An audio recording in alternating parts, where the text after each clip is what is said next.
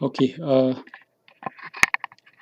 this is a small presentation on how to use the learning management system of a college, that is Moodle. So we'll be using it as course creators or as teachers. So just I'll show you the basic steps of what needs to be done. So we have to go to the browser. There, if we type moodle.anthonys.ac.in, this is the front page of our Moodle system. You can see the different courses that have been registered already. Mostly these are from the computer science department. I have created a course which goes as this, Fortran. I have created a course here. So this is the front page which you can see without logging in. So here you have to log in with the username and password that is created for the course creator or the teacher. So I'll log in.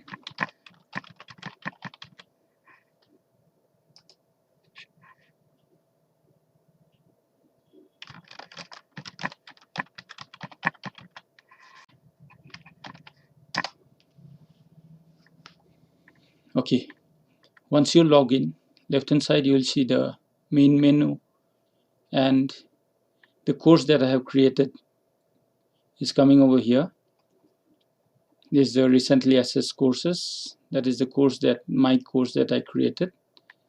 Here you can see the dashboard, the site home. If you go to site home, again you will see the front page with all the available courses.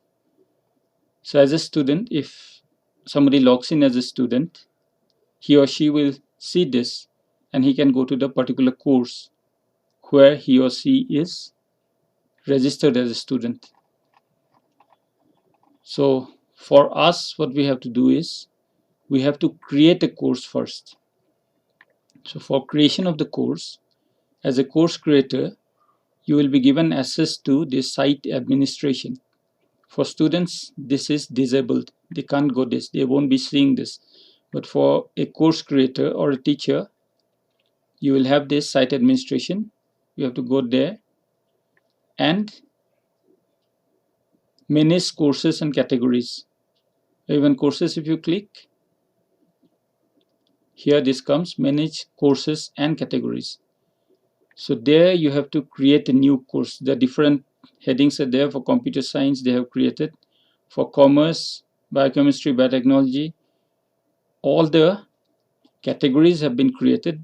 Course categories have been created, but subcategories may not be there.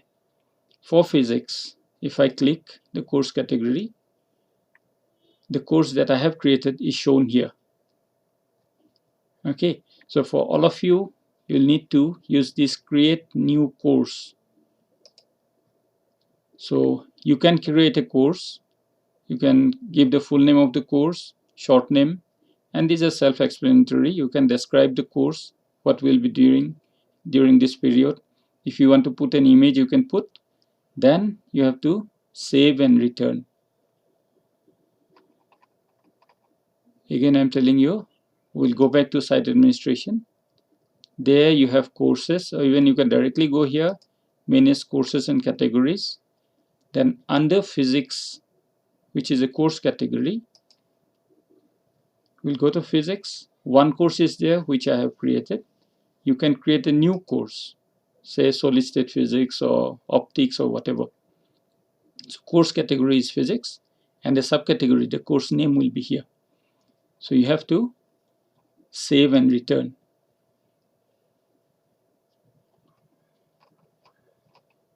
Okay, it's missing. So let me try just creating one course, solid state physics. Suppose later we can delete also. Let's call it SSP in short. So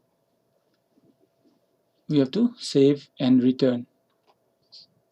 Okay, now you can see this course here. So if I go back again to physics, it will show me both. Fortran is already there and solid state physics, the one that I created now.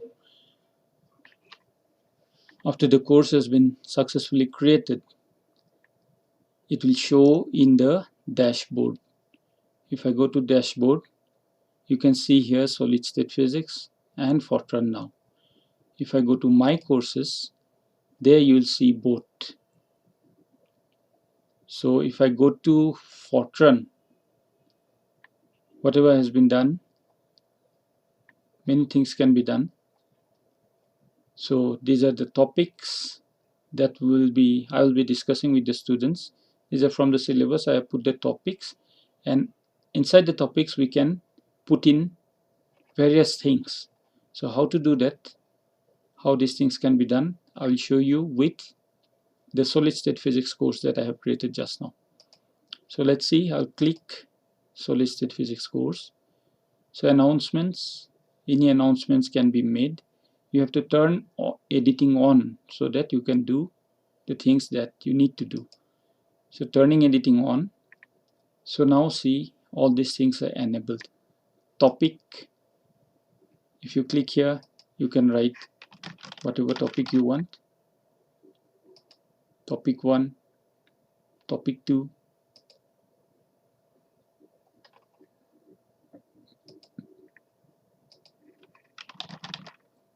so this is topic 1, and similarly you can enter topic 2. I'm just randomly adding something.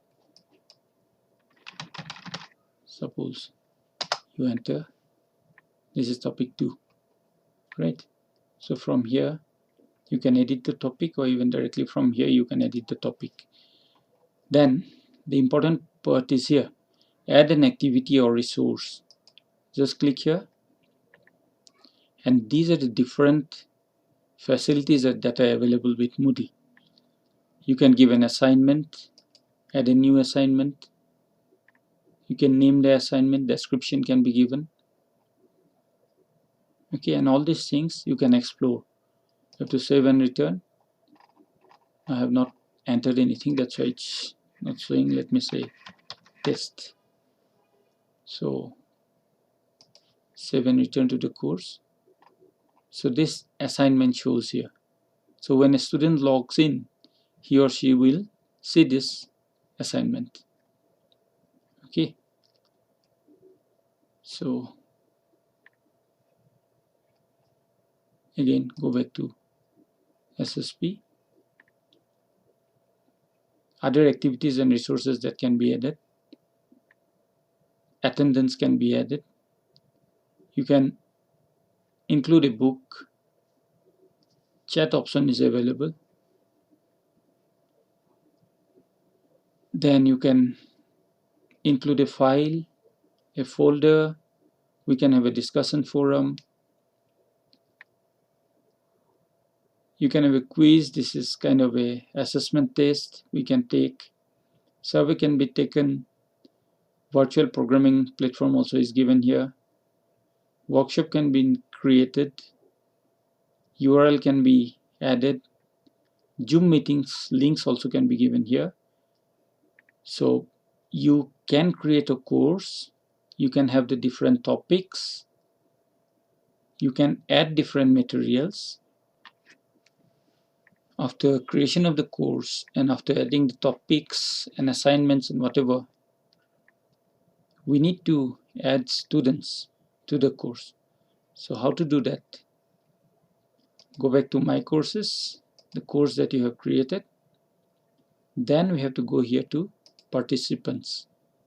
I have created the course, so I am being shown as a teacher, the course creator. So for adding students, you have to use this enroll users. Then you can select users from here. Let me say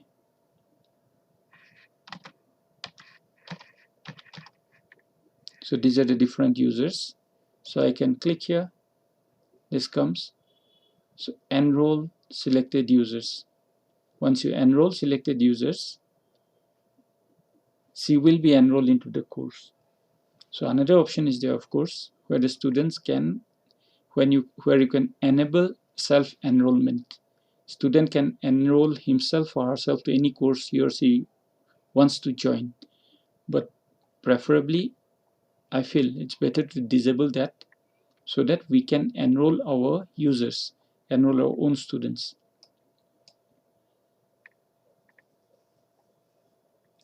So that is all